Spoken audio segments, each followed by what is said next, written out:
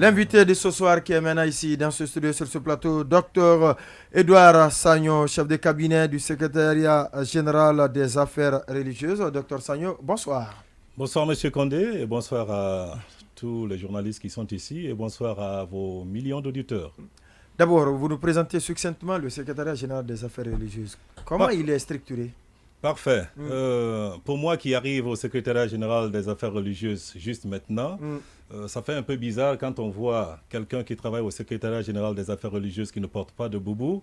On a l'impression tout de suite que tous ceux qui y sont ne sont que des religieux. Alors qu'est-ce que le secrétariat général des affaires religieuses? C'est le département en charge des affaires cultuelles en République de Guinée, c'est-à-dire la gestion de toutes les affaires qui ont trait aux deux religions monothéistes que nous connaissons dans le pays. Alors, à partir de 1976, le président, Feu Ahmed Sékou Touré, instaure en Guinée ce que l'on appelle le Conseil islamique. Ça, c'était en 1976, constitué de 6 personnes. Et parmi ces 6 personnes, nous avons encore la chance d'avoir 2 parmi nous qui sont encore vivants et une qui n'est pas très éloignée de nous ici, à la personne de El Hadj Mansour, que vous connaissez. Fadiga, oui. Voilà. Donc, il est encore en vie. Et puis plus tard, c'était à l'époque encore Conseil islamique, et puis plus tard, nous connaîtrons donc ce que l'on appelle le secrétariat général des affaires religieuses. Aujourd'hui, vous comprendrez donc que moi qui vous parle, je ne suis pas musulman, je suis chrétien. J'ai souvent l'habitude de dire que je suis chrétien à 7000%, mais vous prendrez peut-être juste, même si vous prenez 7%, mais je suis chrétien. Cela veut dire que c'est la nouvelle donne qui est là. Et aujourd'hui, je suis le premier chef de cabinet chrétien du secrétariat général des affaires religieuses. Ma mission... Est-ce une avancée? Absolument. Oui. Et c'est d'ailleurs une avancée à saluer. À saluer pourquoi? Parce que nous avons en Guinée, comme vous le savez, à peu près 14 millions d'habitants, mais selon les statistiques datant peut-être de 2018, nous sommes à 84% de musulmans pour 11% de chrétiens. Donc, on sait pertinemment qu'en Guinée, nous avons une population presque entièrement musulmane. Non, presque entièrement croyante. Une population croyante. D'accord. Pas musulmane. Puisqu'à 4%, c'est pas entièrement. C'est pour cela que nous avons une population vraiment entièrement, pour ne pas dire presque entièrement, croyante. Les 5%, c'est soit des libres penseurs ou certainement des animistes. Des athées et des païens. Voilà, donc c'est pour cela qu'il faut saluer cette avancée, notamment des nouvelles autorités qui veulent impulser une nouvelle dynamique. Et la raison pour laquelle je me trouve d'ailleurs dans ce département, c'est parce que par le passé, on a eu une certaine appréhension, pour ne pas dire des préjugés de ce département. Et pour moi qui suis d'un domaine complètement différent, je sais que vous le savez, moi je suis plutôt...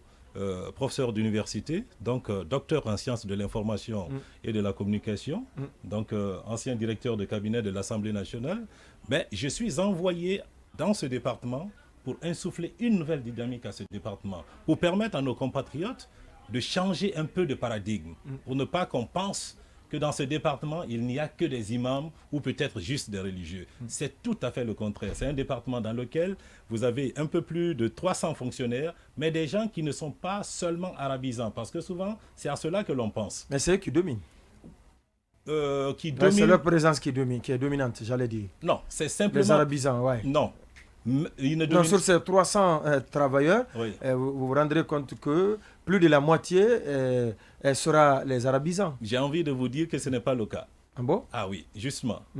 Au contraire, il y a plus de personnes issues des universités que sont Nulus Nyerere de Kankan ou Gamal Abdel Nasser de Conakry ou peut-être Général Lansana Conté de Sonfonia. Ah ouais, ils sont totalement cachés, oui, écrasés. Absolument, vous comprendrez. Où ils ne sont pas à la hiérarchie où on les voit, c'est-à-dire ils ne sont pas directeurs, ils ne sont pas chefs de cabinet, secrétaire général. C'est parce que vous comprendrez ils ne que jouent comme pas c'est les le premiers département, rôles. voilà, ils ne jouent pas les premiers comme rôles. c'est le département en charge des affaires religieuses et que ça a commencé par un conseil islamique, donc la première donne, ou si vous voulez, la première vocation du département, c'était de promouvoir justement les affaires islamiques dans un premier temps. Donc ce qui fait que quelqu'un qui a fait, par exemple, autre chose, quand la personne vient, elle est cantonnée dans ce qu'elle a à faire. Mais quand il s'agit des affaires religieuses, à l'époque, il fallait donner la primauté à ce que l'on appelait les affaires islamiques. Et c'est la raison certainement pour laquelle, jusque-là, l'on n'arrivait pas à savoir concrètement s'il y avait des fonctionnaires qui n'avaient étudié qu'en français. Mais je ne dis pas qu'il n'y a pas des gens qui ont étudié en arabe. Au contraire, vous avez d'éminents cadres dans ce département qui sont à la fois très cultivés en arabe et qui sont très cultivés en français. La seule chose, c'est que ce sont des personnes qui ne se sont pas exposées ou qui n'ont pas été exposées. Ou peut-être à qui l'on n'a pas donné la possibilité d'être exposé.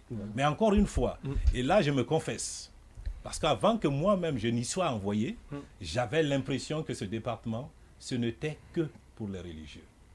Donc je ne suis pas différent des autres qui pensent que ce département, c'est essentiellement pour la promotion de la religion. Mais aujourd'hui... Mais surtout de la religion musulmane. Surtout.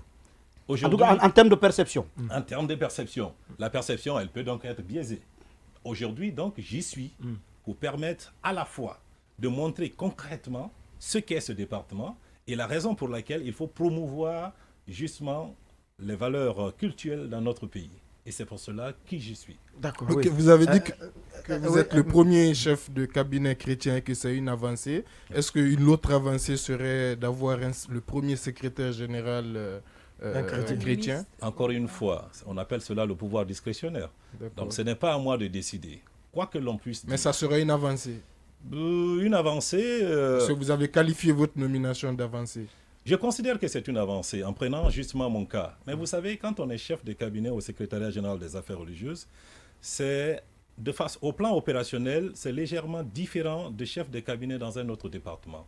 En quoi? Qu'est-ce que vous faites donc? Voilà. Le chef de cabinet aux affaires religieuses est le chef de l'administration. C'est en quelque sorte la plaque tournante. Donc c'est le secrétaire général des autres ministères? En quelque sorte, au plan opérationnel. C'est à peu près cela. Parce que on a deux responsables que je voudrais saluer au passage. Monsieur le ministre secrétaire général Eladj Karamo Diawara et mon camarade de promotion Eladj Ba Ibrahim Ousmane, qui est le secrétaire général adjoint. Ils ont un rôle qui est essentiellement, substantiellement politique. C'est-à-dire qui se limite beaucoup plus à la religion. Mais après... Notamment donner du contenu aux différents sermons. Absolument. Ouais. Pas que, mais un peu dans ce sens. Notamment. Il a dit notamment. Maintenant, quand vous prenez l'administration elle-même, c'est le chef de cabinet qui doit donner de la substance à l'administration. Parce que, c'est d'ailleurs le lieu pour moi de saluer ce que les autorités ont fait, c'est que le département doit fonctionner comme les autres départements. Il y a un secrétariat central, il y a d'ailleurs 3 directions, la direction des affaires islamiques, la direction des affaires chrétiennes et surtout en ce moment la direction des pèlerinages. Donc à côté de ces 3 directions, voilà. À côté de ces 3 directions, vous avez la grosse arnaque qui est orchestrée là-dedans. Oui, mais moi ce que je veux savoir, quel était le statu quo quand vous êtes arrivé et qu'est-ce que vous avez eu à poser comme action? Qu'est-ce qui a changé depuis que vous êtes là? Ce qui a changé, c'est la perception qui, au fil du temps, est en train complètement de tomber comme une montagne de glace. On pensait que quand on dit secrétariat général des affaires religieuses, le chef de cabinet, s'il est chrétien, il ne pourra pas comprendre ce qui se fait, par exemple, dans le monde islamique. Cette perception est en train de changer complètement. Parce que pour ma part, j'ai l'avantage d'avoir grandi dans un milieu essentiellement musulman. Et j'ai l'avantage aussi de parler presque toutes les langues de la Guinée, en plus de plusieurs langues internationales. Donc, ce qui fait que l'on peut s'adapter. Ce qui a changé, c'est cette première perception.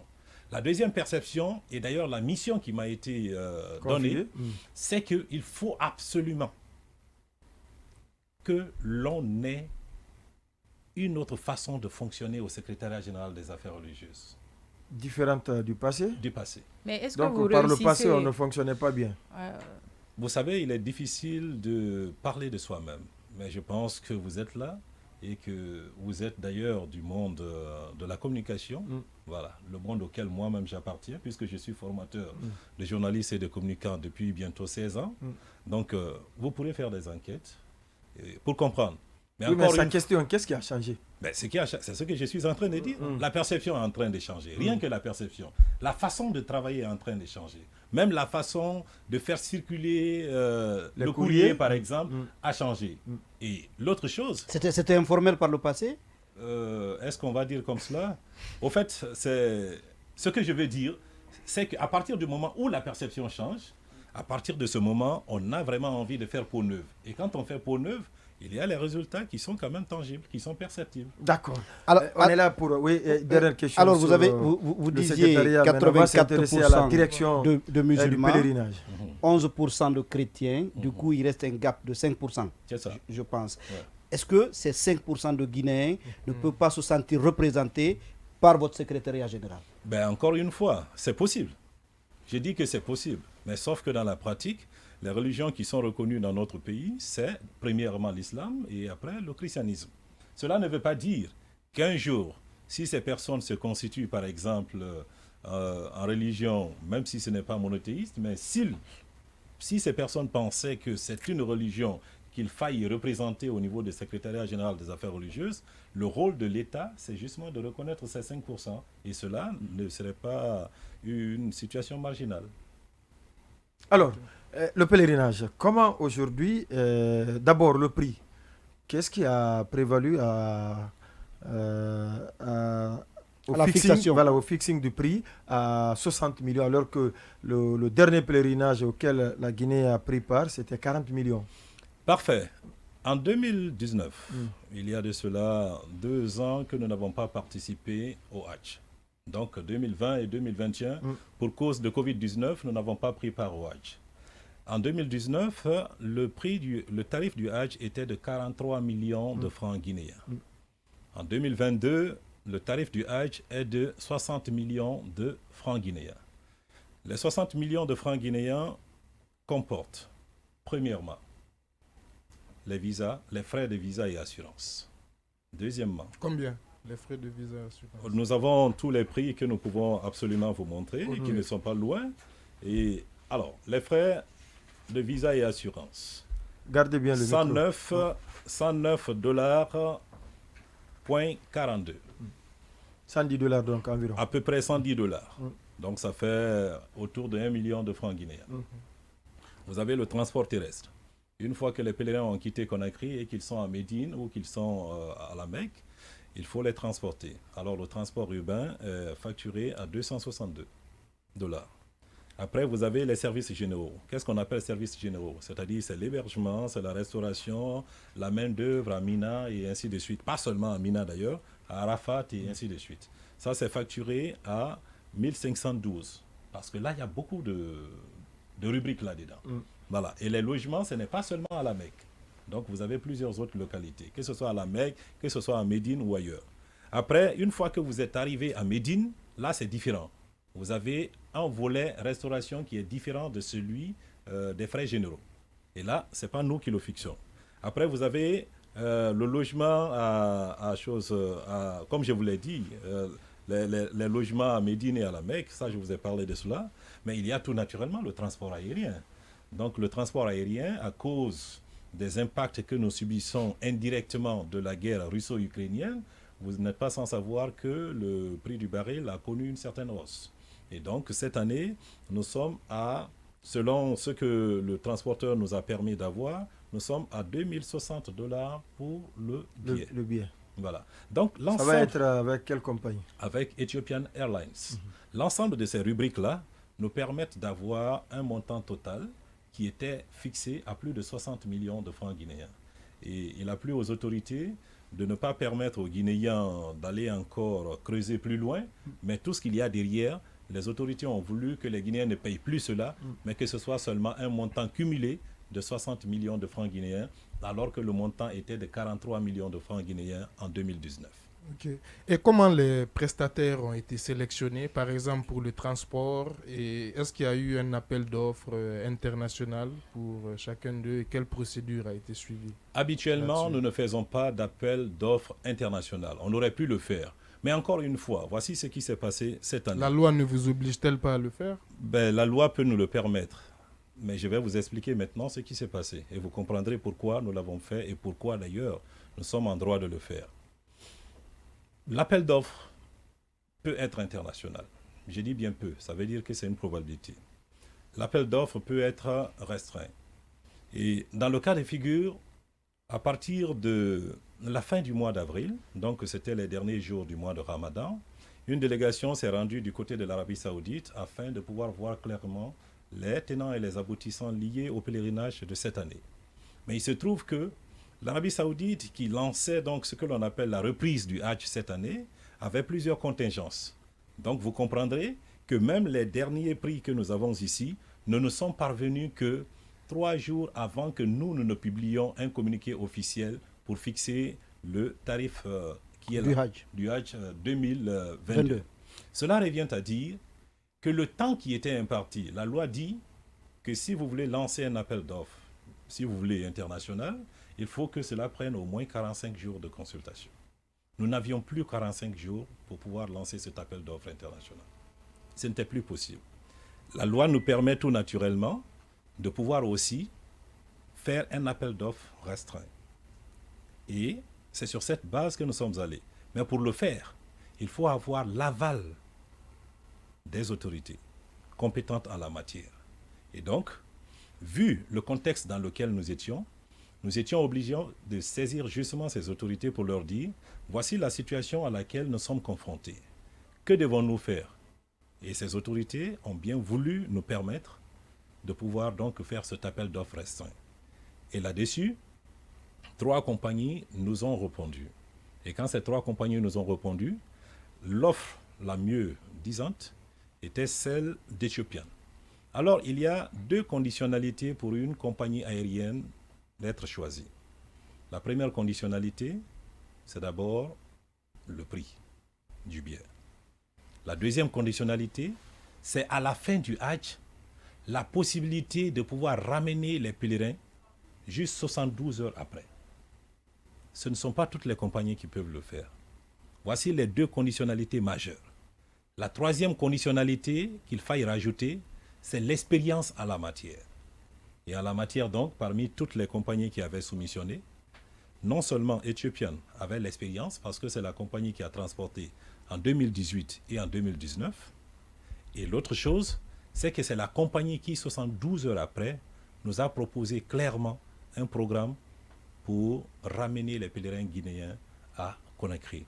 Et un programme aussi de transport des pèlerins guinéens à l'aller, déjà à partir du 18 juin 2022, c'est-à-dire juste dans 8 jours, pour le premier convoi. Est-ce que Emirates faisait partie des compagnies qui ont soumis? La réponse est non. Et Egyptair, oui, qui a aussi... Egyptair faisait partie. Et d'ailleurs, je m'empresse de le préciser. Qui a souvent presté. Hein, oui, qui a souvent presté, oui. Je m'empresse de préciser, parce que j'ai entendu par ailleurs des gens raconter d'autres choses. Mais vous savez, moi je suis professeur de communication. Quoi par exemple? Non, c'est ce que je vais vous préciser. Vous êtes là pour je suis là justement pour éclairer la lanterne de nos concitoyens. J'ai entendu quelques-uns dire non, nous avons choisi la compagnie qui avait l'offre la plus élevée et qu'il y avait une autre qui proposait par exemple le billet à $1,400 américains. Avec de plus gros porteurs, voilà, etc. Vous êtes très bien placé pour répondre vous-même. Vous savez très bien que c'est faux. Vous-même, vous le savez. Comment? C'est faux. Nous, on ne sait pas. Moi, personnellement, je ne sais pas. Je vous explique pourquoi. En tout cas, ce que moi je sais, oui, il y a Egyptair, à un moment donné, a transporté les pèlerins guinéens. Entre-temps, j'ai vu Ethiopian aussi. Mais est-ce que c'est seulement Ethiopian qui a les gros avions? Egyptair aussi en a. Hein, je viens de vous dire qu'il y a plusieurs compagnies qui ont soumissionné. Exactement. Je vous dire. Et que les 3 meilleures offres ont été retenues. Donc ça veut dire, et vous m'avez posé la question de savoir, est-ce que Emirates faisait partie de ces 3? Je vous ai dit non. Vous comprenez? Mais les réponses sont bien claires. Alors ce que je vous précise, c'est quoi? C'est que ce n'est qu'après. Est-ce que ce sont des gens qui avaient des intérêts? Toujours est-il que nous, secrétariat général des affaires religieuses, nous n'avons jamais été saisis d'une offre d'Emirates. D'ailleurs, je ne voulais même pas parler d'une compagnie ici. Mais il faut que je le dise pour que nos compatriotes le sachent. Il a fallu simplement que nous terminions une réunion une réunion de la commission technique interministérielle, là où nous avons donné tous les papiers techniques. C'est à l'issue de la réunion, et après que tout était clair, qu'après que l'on a entendu dans certains médias parler d'une compagnie qui était à même de proposer ses services à $1 400 le billet. Vous savez très bien que c'est impossible dans le contexte actuel. Aucune compagnie ne peut le faire. L'avantage qu'a Ethiopian Airlines, nous n'avons aucun avantage à sélectionner Ethiopian Airlines si ce n'est pour le bien du peuple de Guinée. Nous n'avons aucun autre avantage. Mais c'est ce que tout le monde dit, hein, M. Oui, Sagno. mais je le dis clairement. Non, c'est ce que tout le monde dit. Mais je le dis, et moi, mon avantage, c'est que je le démontre. Je le dis et je le démontre. Je le démontre pourquoi? Regardez, Ethiopian Airlines nous propose 2 avions par jour. Les gros porteurs. Bien sûr. Combien de places par 268 places pour le A300, le Boeing, et le Airbus fait 342 personnes. On appelle Dreamliner. Voilà, le A350. Donc, ce qui fait que nous avons la possibilité, avec ce transporteur, d'envoyer au lieu saint de l'islam un minimum de 600 passagers par jour. Sur combien? Oui, mais c'est ce que j'ai dit. Sur les 4527, bien sûr. Entre le 18 et le 25 juin 2022. Donc, voici un avantage. Donc, quand on me parle de gros porteurs, nous, on voit, premièrement, je vous ai parlé de cela, on voit d'abord l'expérience.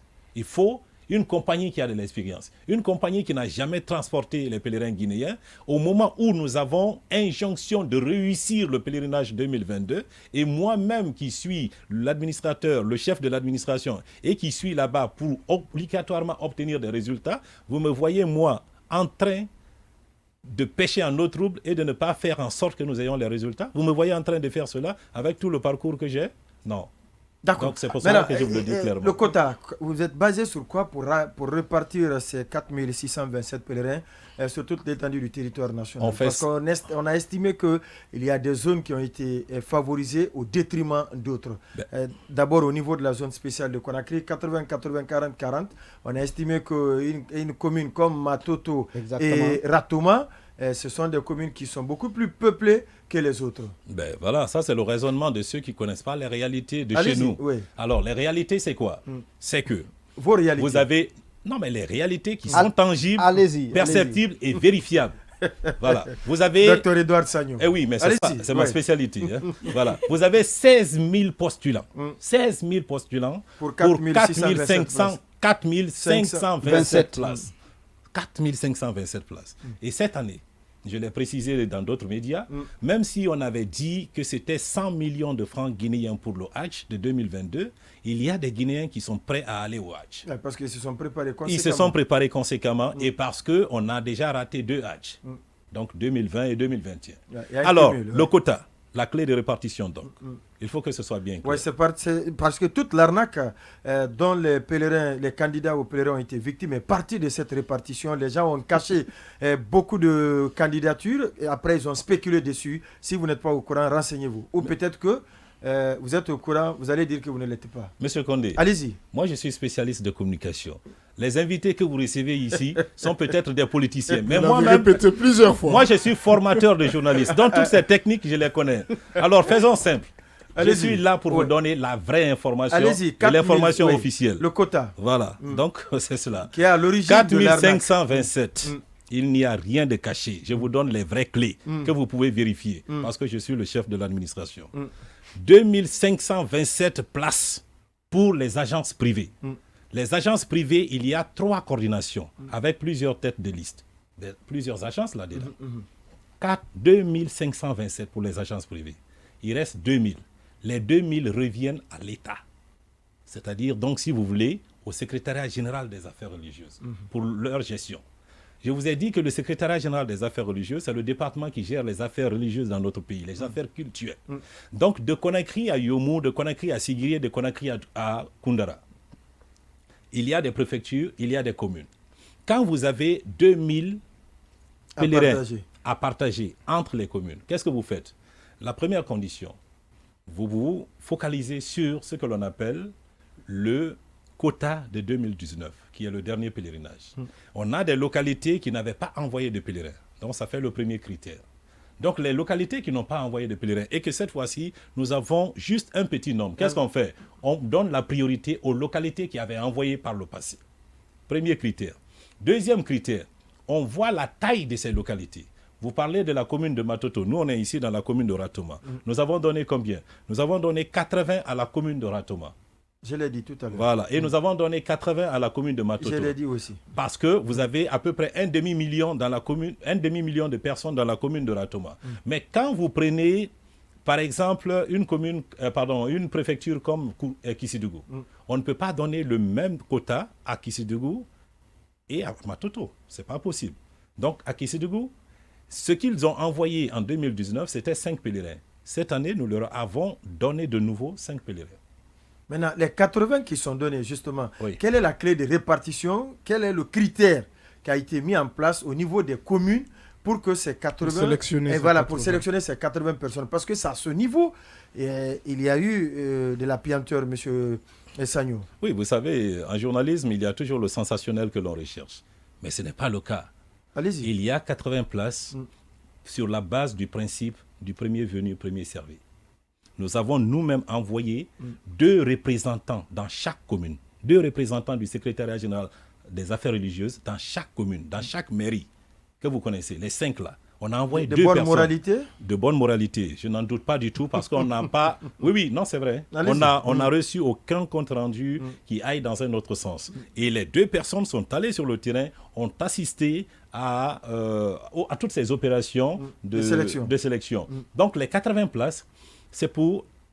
Donc le premier venu, le premier servi. Le premier servi. Et quand ça finit, et je vous informe... Donc, admettons que 10 personnes viennent de la même famille, ces 10 personnes vont être bénéficiaires. Ben, si les personnes remplissent les critères, surtout qu'il y a une liste de dossiers à fournir. Actuellement, par exemple, sans vous interrompre, actuellement, nous sommes obligés de... Même certaines personnes qui ont déjà payé, actuellement, à cause du fait que dans la lettre que nous avons reçue, il est écrit exactement, selon le Health Requirements, il est écrit exactement « to be under the age of 65 years old ». Ça veut dire simplement être en dessous de 65 ans. Ce n'est pas 65 ans. 65 ans plus 1, vous êtes disqualifié. On fait entrer les données dans le système de l'Arabie Saoudite. D'accord. Donc, selon vous, tout s'est fait dans la clarté à tous les niveaux. Vous êtes sûr de cela? Bon, après, nous ne sommes pas des flics. Ce que nous faisons, madame, nous nous ingénions de trouver les résultats escomptés. Et pour obtenir ces résultats escomptés, nous mettons... Mais vous avez la responsabilité quand même de vérifier que tout se passe dans la clarté. C'est justement ce que je vous dis. C'est ce que nous avons fait. Maintenant, est-ce qu'on peut être parfait? Non. Donc, nous nous ingénions à trouver les résultats qu'il faut. Consécutivement, quand on parle de l'arnaque, c'est bien fondé. Étant donné que vous savez que la corruption est omniprésente, elle est gangrénée, quelles dispositions concrètes aussi avez-vous prises pour garantir que ce principe de premier arrivé, premier venu soit respecté? Parce qu'il y a des spéculateurs qui peuvent, comme l'a dit, acheter 10, 15, 20 places et ensuite revendre, vous voyez? Je ne vais pas vous le cacher. Aujourd'hui, au niveau administratif, nous avons des conditions très strictes. Nous avons des mesures. Si d'aventure, quelqu'un se livrait à cela et que la personne est arrêtée, parce que je vous précise que nous avons instruit, en tout cas les forces de défense qui sont mises à notre disposition, nous avons instruit ces forces de défense et de sécurité à être très vigilantes. Ça, c'est leur rôle. Ce qui leur est dévolu, c'est justement de vérifier. On ne dit pas que la corruption n'est pas possible. Il y a toujours, même dans les pays scandinaves que vous avez, il y a toujours 2-3% au moins de corruption. Mais encore une fois, ce que nous voulons, vous savez, les détails, oui, c'est possible. Mais l'objectif que nous nous assignons, c'est absolument réussir le Hajj de 2022. Et pour cela, nous engageons tout le monde. Nous appelons tout le monde à mutualiser les efforts afin d'aller justement vers la réussite du Hajj 2022. Alors, au-delà des dénégations, que faites-vous des dénonciations qui sont faites notamment par la voie de la presse? C'est-à-dire quand nous recevons d'informations de pèlerins disant qu'ils ont été obligés de payer 10 millions, 13 millions supplémentaires au-delà de 60 millions. Qu'est-ce que vous faites de ça? Est-ce qu'il y a un mécanisme permettant par exemple de vous mettre en contact avec ces pèlerins-là pour vous aider à comprendre comment ça se passe aussi? Vous pouvez vous renseigner. Je crois que depuis que je suis au secrétariat général des affaires religieuses, je suis quand même l'une des personnes les plus accessibles, même à travers mon numéro de téléphone. Il est tellement bien composé que l'on peut facilement me joindre. Ce que je veux dire, c'est quoi? C'est que nos portes sont ouvertes. Non, mais il y a que, si vous permettez, il y a que tout le monde ne vous connaît pas. Oui. C'est-à-dire il y en a qui vous découvrent aujourd'hui dans l'émission d'aujourd'hui. Je veux dire, l'institution a mis quel dispositif en place au-delà de votre personne? Surtout vous-même, vous savez que la demande était forte. Alors qu'on connaît la loi du marché. Il y a des risques entre l'offre et la demande, il y a une forte possibilité qu'il y ait spéculation. Partons du fait que ce que vous dites peut ne pas être fondé. Non, j'ai dit partons du fait que ce que vous dites... Non, partons du fait que peut être fondé. Exactement. Ok, prenons l'inverse. Prenons pour vous, parce que vous êtes plus nombreux que moi. N'est-ce pas? Voilà. Mais je vous dis encore une fois, vous n'avez pas la preuve, moi-même je n'ai pas la preuve de ce qui est dit. Et même si c'est fait, il est très difficile de le prouver. Ça, c'est un. Cela ne veut pas dire qu'il n'y a pas de spéculateurs. Ça existe. Ça existe. Je ne dis pas qu'il n'y a pas de corrupteurs. D'ailleurs, la loi, c'est toujours cela. Il y a toujours un corrupteur et un corrompu. Ce que je sais, c'est qu'à date, la façon dont nous voulons que les choses se passent, le ministre secrétaire général des Affaires religieuses, à la conférence de presse que nous avons organisée justement à la Maison de la Presse, a dit clairement à haute et intelligible voix que ces portes étaient ouvertes. D'accord. Et actuellement, jusqu'à au moins 22 heures tous les jours, on va prendre cette question de Cheikh Sadibou Ndoye qui suit l'émission depuis Bignona, une localité de la République sœur du Sénégal. Il prend part à un atelier de formation lié à l'environnement. Il dit ceci, qu'en est-il des places accordées à la presse pour le pèlerinage musulman de cette année? Alors, il y a ce que l'on appelle les encadreurs, c'est-à-dire l'encadrement. Vous avez les médecins, vous avez les guides, et ainsi de suite. Personnellement, j'ai échangé avec lui, parce que je le connais il y a très longtemps. Voilà. Donc, il a échangé avec moi. Par le passé, on accordait des places. Mais cette fois-ci, jusqu'à maintenant, il n'y a pas encore de places gratuites. Mais cela ne veut pas dire qu'il n'y aura pas, par exemple, de places accordées pour la couverture médiatique, par exemple. Donc, à date, s'il veut parler de places gratuites, je peux dire qu'à date qu'il n'y a pas de places gratuites. Il n'y a pas de place gratuite, mais il y a une place pour la couverture médiatique. Les journalistes, les médias sont déjà choisis? Pour l'instant, les médias ne sont pas choisis. Et autant Demain le saura. On pourrait le savoir dans les heures et les jours à venir. Dioma doit faire partie, c'est ça? Il est possible que Dioma fasse partie. Merci, Dr Edouard Sagnon, d'être passé dans cette émission. Je rappelle que vous êtes le chef de cabinet du secrétariat général aux affaires religieuses. Merci à Baïla Amadou Traoré, Massouma Sogé et Bouakar Sansobari. Merci donc à la régie et à